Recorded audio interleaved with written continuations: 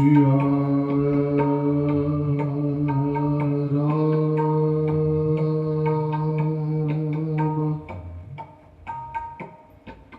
जय जय जय जय जय राम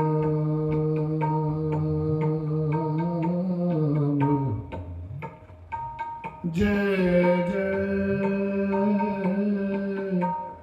जय राम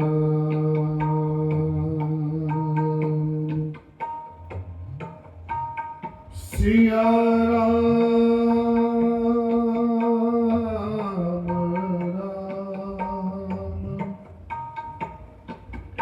जय जय राम जय राम राम जय जय जय जय जय राम सिया राम जय राम जय राम जय राम सिया राम जय जय जय राम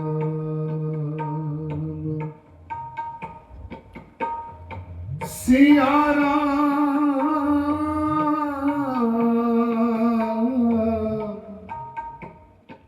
जय जय राम जय राम जय राम जय जय जय जय राम जय जय जय जय सिया राम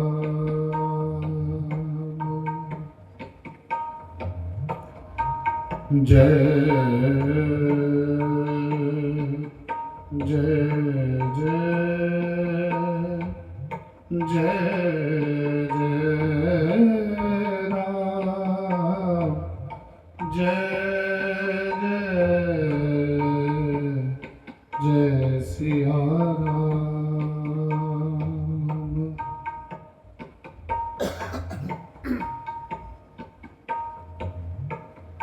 सारी संगत माँ के पवित्र चरणों में दास का कोटि कोटि प्रणाम स्वीकार हो। जय श्री राम जय जय राम जय सिया राम। ये शब्द जब अंतर मन की गहराइयों से आत्मा तक जाता है तो आत्मा को ये संदेश प्राप्त होता है कि तू श्री राम की है। यही वो पिक पॉइंट है जहां से आत्मा ये ज्ञात कर लेती है कि मेरा अस्तित्व जो है, मेरा मूल जो है वो श्री राम है और मुझे कोई भी किसी भी प्रकार से कोई भी कर्म कमाकर मुझे श्री राम जी के शरण में चरणों में श्री राम के साथ मुझे विलीन हो जाना है। क्योंकि जीवन का ध्येय केवल और केवल अपने जीवन में सुख सुविधाओं को भोगना, उसे प्राप्त करना नहीं, बल्कि श्री राम जी द्वारा दिए गए ये जो सांसें हैं, इनका मूल्य पहचानना, इनका मूल्य जानना।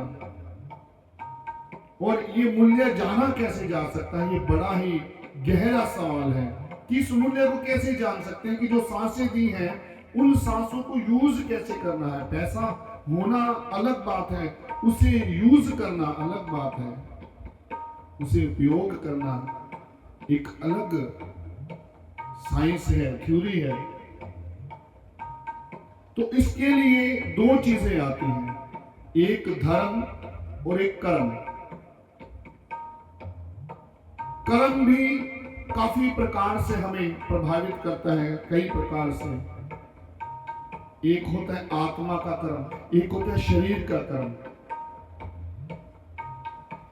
जिसे आत्मा का कर्म कहते हैं वो भक्ति में चला जाता है, वो अध्यात्म में आ जाता है। और जो शरीर का कर्म है, जो हम नित्य अपने शरीर को सजाने संवारने, इसे कहीं ले जाते हैं, किसी विशेष जगह पर जाकर अपना कार्य करते फिर वापस आ जाते हैं, ये कर्म है, ये शरीर का कर्म है। और धर्म क्या है? धर्म है अपने मूल को पहचान कर उसके लिए कार्य करना है। वैसे आम बोलचाल की भाषा में लोग कहते हैं कि हिंदू, मुस्लिम, सिख, ईसाई ये धर्म है, ये नियम है। जबकि धर्म क्या है? अगर अध्यात्म रूप से देखा जाए तो हमारा धर्म क्या है? एक माँ का धर्म है, जिस बच्चे को जन्म दिया है उसका सही तरीके से परवरिश करके, पालन पोषण करके उसे सही दिशा दिखाना, जीवन की दिशा दिखाना। पिता का धर्म क्या है? जिस बच्चे का जन्म उसके घर में हुआ है उसे पालना, उसको पालने के लिए वो अपनी कृत कमाई करे, अपने हाथों से कमाई करे और उससे कमाई करके जो लाए उस कमाई से उस बच्चे का पालन पोषण करना, ये धर्म है। हर जगह हर व्यक्ति का जो धर्म है वो उसकी भूमिका पर निर्भर करता है। एक पिता कहीं पे अगर पुत्र है तो उसका अपने माता पिता के प्रति धर्म बनता है। और ये जो धर्म है, ये धर्म हमें हमारी जिम्मेवारियों पर खड़ा रहना सिखाता है। और जब हम जिम्मेवारी पर खड़ा हो जाते हैं तो हम वहां से चाह कर भी भाग नहीं पाते। आप अपने जीवन में देख लीजिए, आप लाख दुखी हो जाए कि आपका जो परिवार में आपका झगड़ा हो जाता है, मान लीजिए पति का पत्नी से और एक पत्नी का पति से झगड़ा हो जाता है, ना कोशिश कर ले अपना धर्म निभाते हैं। जब तक उनके अंदर ये कमिटमेंट है कि हमें ये निभाना ही है, जो हमें परमात्मा ने ये धर्म दिया है, इस धर्म को पालन करके हमें आगे जाना है। और जो अपने धर्म को भूल जाते हैं वही अक्सर क्राइम, वही अपराध की तरफ जाते हैं, क्योंकि उनको अपना धर्म याद नहीं रहता, वो अपने धर्म से विमुख हो जाते हैं। एक भक्त का धर्म क्या है? अपने गुरु की आज्ञा में रहकर अपने जीवन को सुंदरतम तरीके से प्रभु चरणों में अर्पित करना, ये एक भक्त का धर्म होता है। और एक गुरु का धर्म क्या है? कि अपने शिष्य को हर उस बुराई से दूर ले जाए जिस बुराई से उसका अहित हो सकता है, जिस बुराई से उसका जीवन जो है दुष्कर्म में बदल सकता है। ये धर्म की जो सीमा है, ये जो धर्म का जो पाठ है, इसे हाथ जोड़कर स्वीकार किया जाता है। धर्म, परमात्मा का धर्म क्या है? रोज सुबह उठकर देखो, सूरज आपके उठने से पहले आ जाता, वो धर्म निभा रहा है। हर चीज समय पर चल रही है, धर्म है। परंतु ये कहने की बात है, परमात्मा का तो धर्म नियम से ऊपर है, लेकिन हमारा धर्म प्रैक्टिकल है। हम हर चीज प्रैक्टिकली धर्म से जोड़कर करते हैं। दूसरा आता है कर्म। दास ने आपको कई बार इस बारे में बताया कि हमारा कर्म जो एक आत्मा करती है और जो एक शरीर करता है। शरीर क्या कर्म करता है? मैं घर से निकलूंगा, गाड़ी में जाऊंगा या बस में जाऊंगा, ट्रेन में जाऊंगा, कहीं जॉब करता हूं, वहां कर्म करूंगा, वो कर्म है। अगर मैं वहां जाकर सो जाऊं और मैं गाड़ी में ही सोया रह जाऊं तो क्या होगा? कर्म के अंदर विघ्न आ जाएगा। इसीलिए दास अभी जो आने वाले समय में जो साधना है, साधना के दौरान कर्म भक्ति, कर्म किस प्रकार भक्ति की दिशा निर्धारित करती है। कर्म जो है किस प्रकार से भक्ति की दिशा निर्धारित करता है और किस प्रकार कर्म और भक्ति मिलकर आपके जीवन को एक मैजिक में बदलते हैं, जिसे कहते हैं द बजरंग मैजिक। आपने अगर चैनल का नाम सुना होगा, उसका बड़ा एक साइंटिफिक अर्थ है, लॉजिकल अर्थ है उसका। और कर्म क्या है? कर्म के ऊपर जब हम बात करते हैं, कर्म की एक्सेप्ट करना, अपनी जिम्मेवारियों को एक्सेप्ट करना। धर्म तो यह है उसे निभाना, प्रैक्टिकल करना। जब एक्सेप्ट करोगे कर्म रूप में, तभी उसे निभा पाओगे। तो कर्म क्या है? एक एग्जाम्पल के जरिए दास समझाने का प्रयास करता है कि एक गुरु है और उनके पास काफी सारी गाय हैं, 7, 8, 10 गाय हैं, दूध देती हैं। शिष्य है काफी सारे, आश्रम है, दूध देती हैं और रोज उसमें से दूध निकालते हैं, गांव का दूध निकालते हैं, उसका घी बनता है, उसकी लस्सी बनती है, सब कुछ बनाया जाता है और सारी संगत में बांटा जाता है। और हमेशा गुरु एक ही बात कहते हैं, हाँ हाँ हाँ मजा, हे प्रभु आपका धन्यवाद है, कोटि कोटि धन्यवाद कि आपकी कृपा से कितनी सुंदर गाय दी है आपने। मक्खन निकलता है, घी निकलता है, सभी मिलकर खाते हैं, दूध पीते हैं। क्या आपकी तो क्या आपके बारे में कहा जाए। ये बातें सब शिष्य सुनते और हमेशा अपने गुरु से प्रेरणा लेते कि क्या हमारे गुरु कितने उच्च कोटि के हैं कि परमात्मा को शुक्र करते हुए थकते नहीं हैं। तो ये बात जब शिष्यों को पता चलती, बड़े खुश होते। एक दिन क्या हुआ, वो सारी की सारी गायें चोरी हो गई। आकर किसी शिष्य ने बताया कि गुरुजी गायें चोरी हो गई हैं। गुरुजी बोले, परमात्मा तेरा शुक्र है, तेरी मर्जी है, जो तेरा काम। वैसे भी कौन सा यहाँ पे सारा दिन जो है ना उनकी देख रेख करनी पड़ती थी, सारा दिन उनके साथ जो है गोबर और जितना भी करना पड़ता था कर्म, उस कारण से भक्ति भावना में डिस्टरबेंस होती थी। अच्छा हुआ कि अब ज्यादा से ज्यादा समय भक्ति में लगेगा। तो बच्चे बड़े हैरान, शिष्य बड़े हैरान, ये क्या गुरु कह रहे हैं। एक दिन तो वो बात बोली और आज कह रहे ठीक है शुक्र है चली गई। बड़े हैरान हुए। थोड़े दिन बाद फिर से वो जो चोर पकड़े गए और गायें वापस आ गई और गुरु फिर से कह रहे हैं तेरा लाख लाख शुक्र है परमात्मा। अब गायें आ गई हैं, फिर से दूध मिलेगा, सबको घी मिलेगा, अच्छा अच्छा खाने को मिलेगा, प्रभु कृपा से सेवा भी हो जाएगी गांव की। अब एक शिष्य से रहा नहीं गया, बोलता है गुरुजी आप अभी बड़े दोगले हो। क्या हुआ बेटा? जब गाय थी तो कहते शुक्र है शुक्र है, सारा दिन बड़ा खुशी मनाते हैं कि हाँ गाय है, अच्छा है।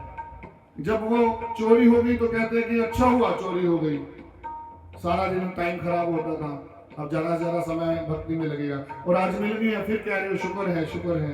कहता तू समझा नहीं, तू समझा नहीं मेरी बात को, क्योंकि तेरी बुद्धि उतनी है जितनी तू समझ सकता है। तू शब्दों को पकड़ रहा है, तू कर्म को नहीं देख रहा। मेरा कर्म है हर हाल में, हर अवस्था में, हर विधि में इसका शुक्र करना। अगर गाय है तो शुक्र करूं कि सब कुछ है, और गाय नहीं है तो भी शुक्र करूं। मेरे को अपना रास्ता खोजना है। कोई उसने काम कर दिया, कर्म हो गया, तो उसका भी शुक्र मनाना है, क्योंकि मुझे पता है मेरा परमात्मा मेरे साथ गलत नहीं करेगा। ये मेरा कर्म है, उसको हर हाल में शुक्र करके उसका धन्यवाद करना। अब चाहे वो आ रहा है चाहे जा रहा है, मुझे कोई इस बात से प्रेरणा, मुझे इस बात से कोई फर्क नहीं पड़ता। कर्म की बात है, इसका थैंक यू वो करना। गुरु गोविंद सिंह जी महाराज जब सारा परिवार शहीद हो गया और जंगल में है, माछीवाड़े के जंगल में, एक टाइम पे राज दरबार आगे पीछे सारे दरबारी दरबार बड़े बड़े दीवान सजा करते हैं, और एक टाइम जंगल में सारा परिवार खोने के बावजूद भी क्या शब्द निकल रहे हैं कि हे निरंकार, तेरा लाख लाख शुक्र, हर चीज के लिए तेरा शुक्र। अब आप बताइए कि अगर हम इसी बात पर निर्धारण करें कि मेरा अच्छा हो रहा है तो मेरा गुरु, मेरा परमात्मा अच्छा है, और अगर मेरे साथ बुरा हो रहा है तो मेरा परमात्मा बुरा है, मेरा परमात्मा के साथ कनेक्शन नहीं, यानी कि मेरा परमात्मा है ही नहीं, क्या ये बात सही है? आप मुझे बताइए, जितने भी संत महात्मा हुए हैं उन सब के साथ अच्छा क्या हुआ था? संसारिक रूप में, सामाजिक रूप में देखें कि उनके साथ अच्छा हुआ क्या था? श्री राम जी के साथ क्या अच्छा हुआ था? क्या हुआ आप समझ सकते हैं। श्री कृष्ण जी के साथ क्या हुआ? जब बच्चे को एक रोशनी की किरण भी उसकी त्वचा को हर्ट कर सकती है, जब बच्चा नवजात बच्चा पैदा होता है उसे तौलिए में लपेटा जाता है, उसी बच्चे को आंधी तूफान में नदी क्रॉस करके जाना पड़ रहा है, अंधेरे में बिजली कड़क रही है, तो बताइए। कबीर जी का ले लीजिए, संत तुकाराम ले लीजिए, किसी भी संत महात्मा को के जीवन को उठा के देख लीजिए, सबने अपना कर्म किया जो उनको कर्म दिया गया, और हम अपने कर्म से भागते हैं। हम इतने मायावी हैं, ये चीज अच्छी होगी मेरा, हाँ मेरे लिए परमात्मा बहुत कुछ कर रहे हैं, और अगर नहीं कर रहा तो क्या है? एक्चुअल में जो कर्म है वहीं पे हम फंसे हुए हैं। हमारे कर्म के मुताबिक ही हमें जो है ये सुख और दुख का आभास होता है। और अगर एक भक्त बनकर सोचोगे, कर्म ऐसी अवस्था में आपको ले आए जब सुख और दुख दोनों बराबर लगे, वो है भक्त की सही अवस्था, वो है भक्ति। सही मायने में भक्ति वही है जब हमें ये एहसास होता है कि नहीं, ये चीज मेरे साथ हो रही है, मैं इसका मतलब गलत हो रहा है। जब इसकी करनी पर सवाल आ जाए, ये भूल जाते हैं कि परमात्मा मेरा पिता है, ये मेरे साथ गलत करेगा ही क्यों? इसको क्या मिलना है मुझसे गलत करके?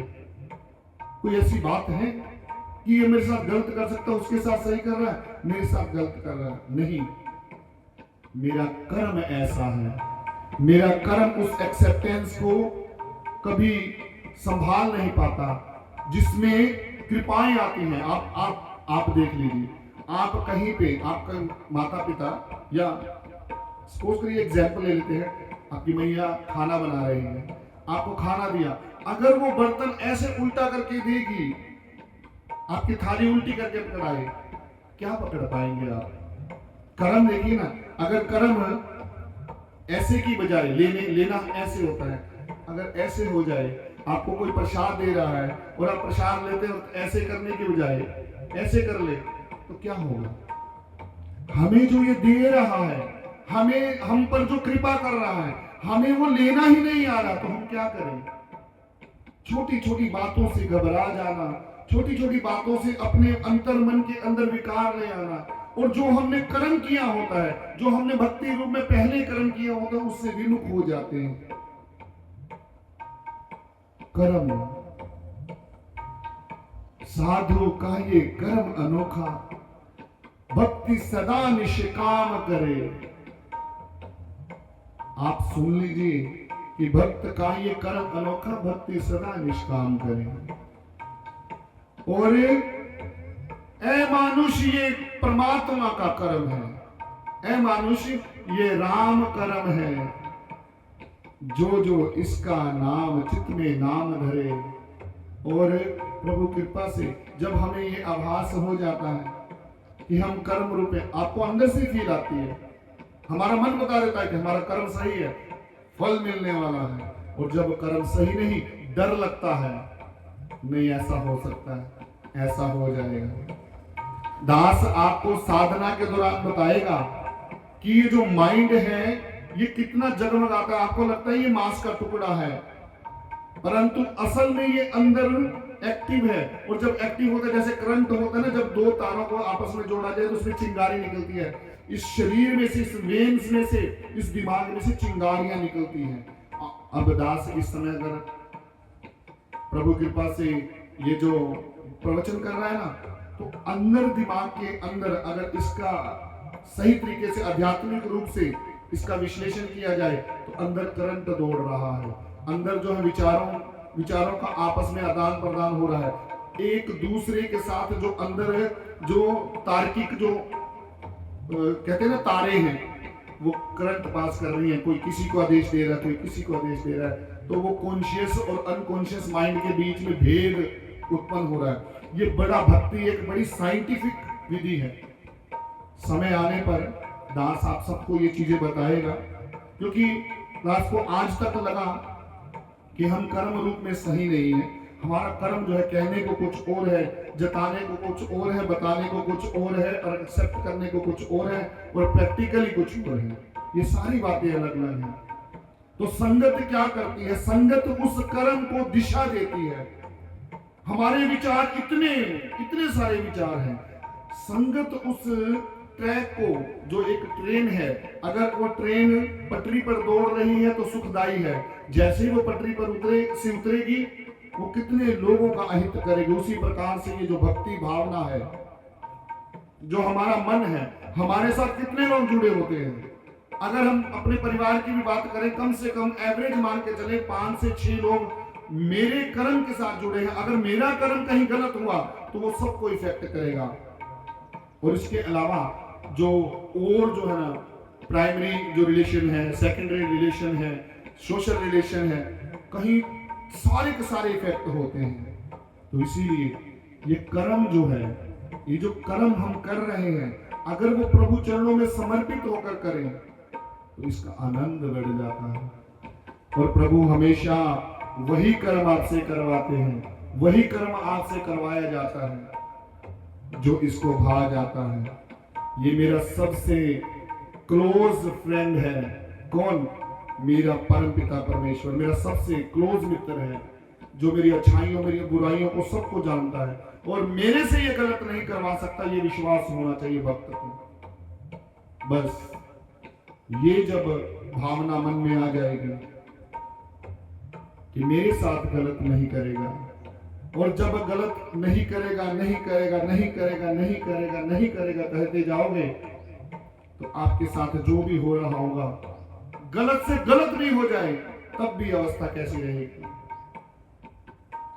तेरा शुक्र है, तेरा शुक्र है, तेरा शुक्र है।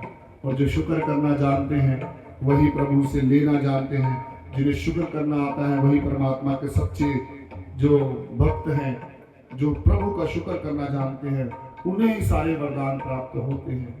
तो आइए प्रभु चरणों से विनती करें कि हे प्रभु, हमारा कर्म जो भी है, जैसा भी है, आपको समर्पित है। आप अपनी कृपा कीजिए, हम पर ऐसी दया कर दीजिए कि हमारा कर्म आपको समर्पित रह पाए। आपके चरणों में यही विनती करते हुए कि हे प्रभु, सदा कल्याण करना, सदा अपने चरणों में रखना, आपकी कृपा बरसे, आपकी दया हो, आपकी कृपा से सब सुख प्राप्त हो। ऐसी भावना, श्री हनुमान जी की भक्ति करना आसान है। श्री हनुमान जी की भक्ति असल में हम में से किसी को भी समझ नहीं आई कि हनुमान स्वयं भक्त हैं और भक्त की भक्ति कर रहे हैं, तब भी हमें इंस्पिरेशन नहीं लेनी आती। एक भक्त जो दुनिया का सबसे बड़ा भक्त है, उसी की भक्ति कर रहे हैं हम, और जिसकी भक्ति उसने की वो उसी से जोड़ने का प्रयास कर रहा है, परंतु हमें समझ नहीं आ रहा। फिर भी हम अपने दुख, अपने जो जीवन के जितने भी आयाम है वहां से बाहर नहीं निकल पा रहे। प्रभु कृपा करे, हम सबको ये प्रेरणा प्राप्त हो, हम सबको प्रेरणा आ जाए। प्रभु तेरे चरणों में समर्पित होकर जीवन जी पाए, ऐसी भावना, याचना, कामना आपके चरणों में विनती करते हुए प्रभु सबका भला करो भगवान, सबका सब विधि हो कल्याण। जय घोष में शामिल होंगे। बोल सियावर रामचंद्र की जय, पवन सुत हनुमान की जय। बोल महावीर महाबली बजरंग बली, महाराज तेरी सदा ही जय। जय जय जय जय राम।